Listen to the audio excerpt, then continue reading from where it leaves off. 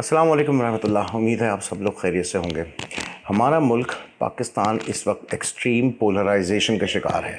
इस बात का मतलब ये है कि हम में से हर शख्स एक ऐसी जगह पे खड़ा हुआ है जहाँ पे उसको सिर्फ़ और सिर्फ अपना आप सही नज़र आता है। उसकी कही भी बात सही है, उसका बयान किया हुआ नज़रिया उसकी नज़र में बिल्कुल सही है, जबकि दूसरी जानिब उसके मुखालिफ, उसके साथ बात करने वाले बंदे का नज़रिया, उसके साथ बात करने वाले शख्स का नज़रिया बिल्कुल गलत है। और उसकी वो तमाम बातें जो वो कर रहा है, चाहे वो कितनी लॉजिकल, कितनी रैशनल, कितनी मंतकी क्यों ना हो, वो बिल्कुल गलत है। इस पोलराइजेशन की वजह क्या है? इस पोलराइजेशन की वजह और इसकी बुनियादी तौर पे वो सियासी नज़रियात हैं जो हम कैरी करते हैं, जो हम अपनाते हैं। हम में से हर शख्स एक पॉलिटिकल पार्टी को सपोर्ट करता है और इस सपोर्ट में वो इस कदर आगे बढ़ जाता है कि उसको दूसरी तमाम पार्टियाँ बुरी लगती हैं। ना सिर्फ बुरी लगती हैं बल्कि उसके तमाम लीडरान को ख़त्म हो जाना चाहिए, सिर्फ उस पार्टी को रह जाना चाहिए जिसको मैं या आप पसंद करते हैं। ये पोलराइजेशन कुछ इस वजह से भी पैदा हुई है कि हमारे यहाँ लोग रिसर्च नहीं करते, हमारे यहाँ चीज़ों पे रिसर्च नहीं होती। हम हाफ़ हार्टेड, आधी पौनी मालूमात जो कि हमें सोशल मीडिया से नॉर्मली मिल रही होती है, उसको अपना के अपने नज़रियात की बुनियाद रखते हैं, अपने अकायद की बुनियाद रखते हैं और उस पर ही बेजा बेवक्त बहस करते हैं और उस बहस को ऐसी जगह पे ले जाते हैं जहाँ पे पॉइंट ऑफ नो रिटर्न आता है और जहाँ पे इख्तलाफात पैदा होते हैं। और वो इख्तलाफात इतने शदीद होते हैं कि हम अपने भाइयों को खो देते हैं, हम अपने रिलेटिव्स को, अपने रिश्तेदारों को खो देते हैं, अपने बहुत ही करीबी अजीज़ दोस्तों को भी खो देते हैं, क्योंकि हम समझते हैं कि सिर्फ हम ही सही हैं और बाकी इस दुनिया के सारे लोग जो हैं वो गलत है। मज़े की बात यह है कि जिस सियासी पोलराइजेशन की तरफ मैं इशारा कर रहा हूँ उसके बारे में हमें ख़बर भी नहीं है कि क्या हो रहा है, क्योंकि एक्चुअल पॉलिटिकल सिचुएशन इस वक्त मुल्क की क्या है, अंदर खाने क्या गेम चल रहे होते हैं, अपने सियासी मकासद को हासिल करने के लिए वो क्या क्या करते हैं, उसके बारे में ना तो हमें बहुत ज़्यादा इन्फॉर्मेशन है और ना ही वो इन्फॉर्मेशन हम तक आती है, ना हमें बताई जाती है। लेकिन हम कुछ बुनियादी चीज़ों को जानकर उनके बारे में फ़ैसला कर ये समझते हैं कि हमारे पास पूरी इन्फॉर्मेशन है और उस इन्फॉर्मेशन, उस मालूमात की बेस पे, बुनियाद पे हम अपने सियासी अकायद को जन्म देते हैं, उन सियासी अकायद को अपनाते हैं। अगर ये बात सियासी नज़रियात तक ही रहती तो ठीक था, लेकिन अब ये बात उससे बहुत आगे बढ़ के हमारे समाजी रवैयों और सोशल वैल्यूज़ पे भी असरअंदाज हो चुकी है और जिसका नतीजा हम सब भुगत रहे हैं। इसका एक और नतीजा जो निकलता है वो इस वजह से निकलता है कि हम फ़ौरन ही नतीजे पर पहुंचने की कोशिश करते हैं और ये नहीं देखते कि उस नतीजे पर पहुंचने के लिए हमें क्या क्या इन्फॉर्मेशन दरकार है, क्या क्या मालूमात दरकार है, जिसको इकट्ठा करने के बाद ही किसी ख़ास फैसले पर पहुँचा जा सकता है। लेकिन हम क्योंकि जल्दी में होते हैं, हमें अपने नज़रियात को डिफेंड करना होता है, उनका दिफा करना होता है, तो हम बहुत जल्दी में कुछ ऐसी इन्फॉर्मेशन को जो कि आमतौर पे फेक इन्फॉर्मेशन भी होती है उसको अपना कर अपने नज़रिए को तक़वियत देते हैं और उसको अपनाते हैं और दूसरे के नज़रिए को आउटराइटली रिजेक्ट कर देते हैं। इसका बुनियादी तौर पर जो हल है वो ये है कि हमें कहीं मिडिल ग्राउंड्स पे बात करनी चाहिए, कुछ कॉमन फैक्टर्स तलाश करने चाहिए अपनी गुफ्तगू के अंदर। हमें बहस करनी चाहिए, बहस से कोई मना नहीं करता, लेकिन उस बहस में हमें मिडिल ग्राउंड पर आना चाहिए। और इन मिडिल ग्राउंड्स पर आने का मतलब ये है कि हम एक दूसरे की बात को सुनें, उसको समझें और अगर वो बात सही है तो उसको मानें।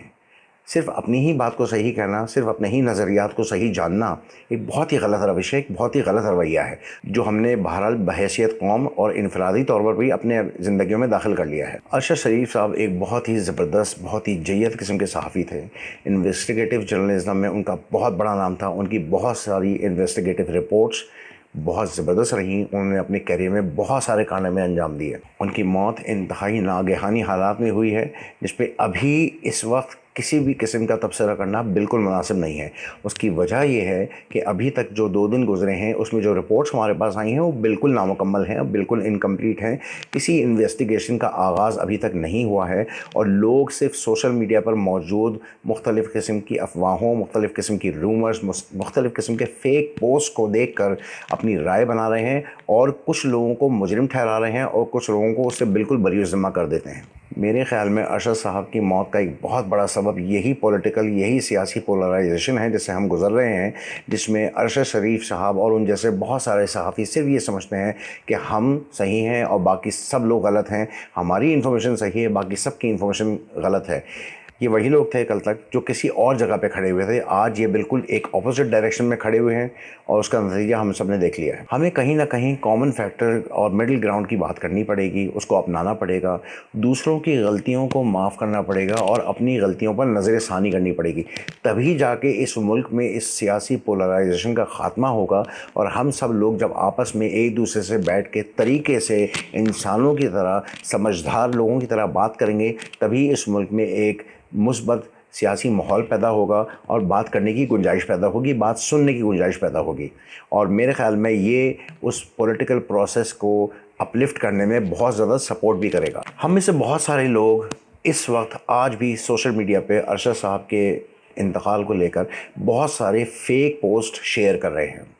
اچھا، یہ پریکٹس ہم کافی عرصے سے اپنائے ہوئے ہیں، جب سے ٹویٹر پیدا ہوا ہے، جب سے فیس بک پیدا ہوا ہے، جب سے واٹس ایپ پیدا ہوا ہے، جب سے سوشل میڈیا پیدا ہوا ہے، ہم بغیر تحقیق کے پوسٹ آگے فارورڈ کر دیتے ہیں اور یہ بھی نہیں دیکھتے کہ وہ کتنے اوتھینٹک ہیں یا نہیں ہیں۔ اور اس کام میں نہ صرف یہ کہ وہ عوام ملوث ہیں جن کی تعلیم کم ہے، بلکہ بڑی بڑی یونیورسٹیز کے گریجویٹس، ماسٹرز، بڑے بڑے ڈاکٹرز، پی ایچ ڈیز لوگ بھی اس معاملے میں ملوث ہیں۔ وہ بغیر تحقیق کیے ہوئے ایک ایسے پوسٹ کو فارورڈ کر دیتے ہیں، آگے پھیلا دیتے ہیں، اس کا حصہ بن جاتے ہیں جو ان کے نظریات کو سپورٹ کر رہا ہوتا ہے اور دوسروں کے نظریات کی مخالفت کر رہا ہوتا ہے، صرف اس لیے کہ ان کا نظریہ کہیں نہ کہیں صحیح ثابت ہو جائے۔ یہی اپروچ وہ غلط اپروچ ہے، یہی نظریہ وہ غلط نظریہ ہے جس کے ہم سب بھینٹ چڑھ چکے ہیں اور جس کے نتائج کا ہم خمیازہ بھگت رہے ہیں۔ ارشد صاحب کی موت پہ بہت ساری باتیں ہو رہی ہیں، ان کے اس حادثے کو بہت سارے مختلف رنگ بھی دیے جا رہے ہیں، لیکن میری آپ سب سے بہت مؤدبانہ درخواست ہے کہ یہ وقت نہیں ہے کہ ہم ارشد صاحب کی موت کے اسباب پر بحث کریں، کیونکہ اس وقت ایک ماں نے اپنا بیٹا کھویا ہے، 3 سے 4 بچوں کا باپ چلا گیا ہے اور وہ یتیم ہو گئے ہیں، ایک عورت بیوہ ہو چکی ہے۔ اس وقت سب سے بڑا کرنے کا کام یہ ہے کہ ہم اس فیملی کو سہارا دیں جس میں کسی نے اپنا بیٹا کھویا ہے، کسی نے اپنا شوہر کھویا ہے اور کچھ بچوں نے اپنا باپ کھویا ہے اور وہ یتیم ہو گئے ہیں۔ سب سے زیادہ سہارے کی اس وقت ان کو ضرورت ہے۔ ہم سب کو ایک جان ہو کر، ایک آواز ہو کر ان کے لیے کھڑا ہونا چاہیے، ان کو صبر کی تلقین کرنی چاہیے، ان کے ساتھ کھڑا ہونا چاہیے، بجائے کہ ہم ان بحثوں میں پڑھیں کہ ان کا مرڈر کیسے ہوا، ان کی ڈیتھ کیسے ہوئی، وہ ایکسیڈنٹ تھا، حادثہ تھا، سازش تھی یا کچھ اور تھا۔ یہ وقت ان باتوں کا بالکل بھی نہیں ہے اور ہمیں ان باتوں سے اوپر آ کر اس خاندان کو سپورٹ کرنا چاہیے جس کا سب سے بڑا نقصان اس وقت تک ہو چکا ہے۔ دوسری اہم بات یہ ہے کہ ہر انسان غلطی کرتا ہے۔ ارشد صاحب نے بھی غلطیاں کی ہوں گی، ہم سب اپنی زندگی میں غلطی کرتے ہیں۔ یہ وقت ایسا ہے کہ ہمارا دین بھی ہمیں یہ تعلیم دیتا ہے کہ اگر مرنے والے کے حق میں ہم کوئی بات نہیں کر سکتے تو ہم چپ رہیں، اس کے بارے میں نہ تو برا کہیں، نہ اگر اچھا نہیں کہہ سکتے تو برا بالکل بھی نہ کہیں، بلکہ چپ رہیں اور اس کے لیے دعائیں مغفرت کریں۔ میں تہہ دل سے ارشد صاحب کی مغفرت کی دعا کرتا ہوں اور ان کے لواحقین کے لیے صبر جمیل کی بھی دعا کرتا ہوں، اس لیے کہ یہ وقت ان کو سپورٹ کرنے کا ہے۔ انشاءاللہ اگلے ویلاگ میں آپ سے دوبارہ ملاقات ہوگی۔ السلام علیکم ورحمۃ اللہ وبرکاتہ۔